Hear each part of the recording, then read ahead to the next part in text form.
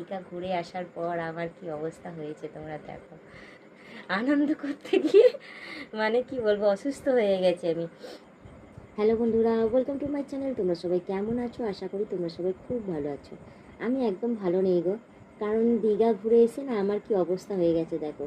দীঘা ঘুরতে যাওয়ার আগে এক সপ্তাহ ধরে প্যাকিং করেছি, ব্যাগ ঠ্যাগ তোমরা তো সব দেখিয়েছো, বেশ আনন্দেই ছিলাম যে যা গোছগাছ করছি, এক সপ্তাহ ধরে ঘুরতে যাব, দীঘা যাব, একটা আনন্দই আলাদা ছিল।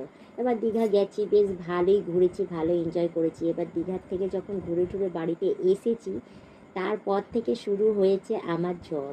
তো জানি না কেন, হ্যাঁ প্রচণ্ড শরীর খারাপ, হ্যাঁ প্রচণ্ড মানে এমন অবস্থা, আমি খেতে পাচ্ছি না, উঠতে পারছি না, বসতে পারছি না, মাথা ঘোরাচ্ছে, পেট ব্যথা, গলা ব্যথা, হ্যাঁ মানে জল খেতে পাচ্ছি না, কন্টিনিউ ওটা তো রয়েছে। আর তার মধ্যে তোমরা জানোই যতই শরীর খারাপ থাকুক, জ্বর তো কমছিলই না, হ্যাঁ একদমই না। সেই ডাক্তার দেখানো হয়েছে, ওষুধপত্র দিয়েছে, ওষুধপত্র খাচ্ছি, ঘুমাচ্ছি, রেস্ট নিচ্ছি, এরকম একটা অবস্থা। আবার তার মধ্যেও আমাকে আমার সংসারের কাজ করতে হচ্ছে, যেহেতু দীঘা ঘুরতে যাওয়ার সময় আমাকে অনেকগুলো যেভাবে প্যাকিং করে নিয়ে যেতে হচ্ছে, সেই প্যাকিংগুলোকে আবার ঘরে নিয়ে এসে সেগুলোকে খুলে টুলে যে মানে ব্যাগ থেকে শুরু করে যাবতীয় যা যা ছিল খুঁটিনাটি ছোটোখাটো সমস্তটাই আমি কী করেছি, জ্বরের মধ্যে কাঁচা ধোয়া সব কমপ্লিট করেছি। তোমরা জানো কয়দিন থেকে খুব বৃষ্টি পড়ছিলো।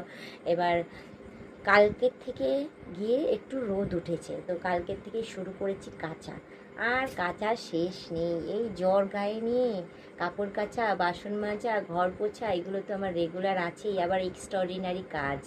হ্যাঁ তো যাই হোক, দীঘা থেকে ঘুরতে আসার পর দেখি ঘর দুয়ারের খুব অবস্থা খারাপ ছিল, তো সেগুলোকে পুছলাম, পুছে চাদর ফাদর সব পাল্টালাম, বিছানা চাদর পাল্টে আবার সেই এখনও পর্যন্ত আমার চাদর আর একটা ব্যাগ কাচা বাকি রয়েছে, সেটা কাচার মতো আমার আর শক্তি হচ্ছে না।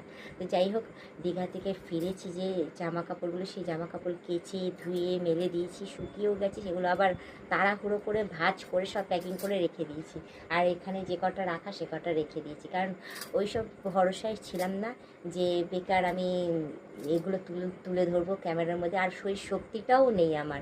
মুখ চোখের কী অবস্থা দেখেছো আমার? অনেকেই কমেন্ট করছো যে বৌদি কোথায় গেলে, ভিডিও দিচ্ছ না কেন? তো যাই হোক, তোমাদের বলি দীঘা ঘুরে আসার পর আমার কি অবস্থা হয়েছে তোমরা দেখো। আনন্দ করতে গিয়ে মানে কি বলবো, অসুস্থ হয়ে গেছে আমি। মানুষ বলে না সুখের সময় ভালো থাকে, অন্তত পক্ষে সেই সুখটা ভালোভাবে এনজয় করে, ভালো কাটায়। আমার পুরো টোটালি উল্টো হয়ে গেছে, সুখ এনজয় করতে গিয়ে আমি এদিকে অসুস্থ হয়ে গেছি।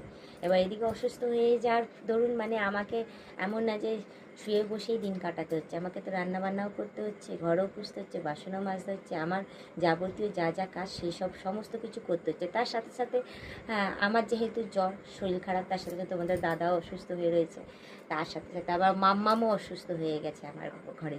মানে পরপর তিনজনই পুরো অসুস্থ। অসুস্থতার মধ্যে থেকেও বলবো যে আজকে আমি ব্লগ ভিডিওটা আমি করছি। ভেবেছিলাম যে করব না, থাক।